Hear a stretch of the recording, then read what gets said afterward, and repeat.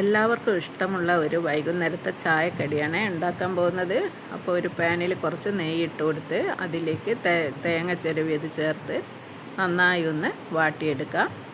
തേങ്ങ ഒന്ന് വാടി കഴിയുമ്പോൾ നമുക്ക് പഞ്ചസാര ചേർത്ത് കൊടുക്കാം. പഞ്ചസാര നിങ്ങളെ മധുരത്തിനനുസരിച്ചിട്ടാണ് ചേർത്ത് കൊടുക്കേണ്ടത്. പഞ്ചസാരയും കൂടി അതിലിട്ട് കുറച്ച് ഏലക്കാപ്പൊടിയും കൂടി ഇട്ട് കൊടുക്കാൻ മറക്കല്ലേ. അത് വാടിക്കഴിഞ്ഞ് വേറൊരു പാത്രത്തിലേക്ക് മാറ്റാം. അതിനുശേഷം പഴം നടുവ് ഇങ്ങനെ കീറി കൊടുക്കുക. നേന്ത്രപ്പഴമാണ്.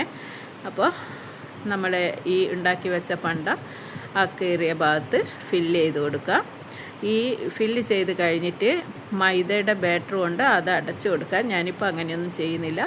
അപ്പം പിന്നെ കുറച്ച് വെളിച്ചെണ്ണയിൽ ഇത്തിരി നെയ്യ് കൂടി ചേർത്തിട്ട് പഴം എല്ലാം അങ്ങോട്ട് നിരത്തി വെച്ച് കൊടുക്കുക. ഇനിയിപ്പോൾ നിങ്ങൾക്ക് നെയ്യ് മാത്രം ചേർത്ത് ഇത് വാട്ടിയെടുക്കുക. അങ്ങനെ എല്ലാ ഭാഗവും തിരിച്ചും മറിച്ചും ഇതൊന്ന് പൊരിയിച്ചെടുക്കുക. അപ്പോൾ ഇതാ നമ്മുടെ പഴം നിറച്ചത് റെഡി.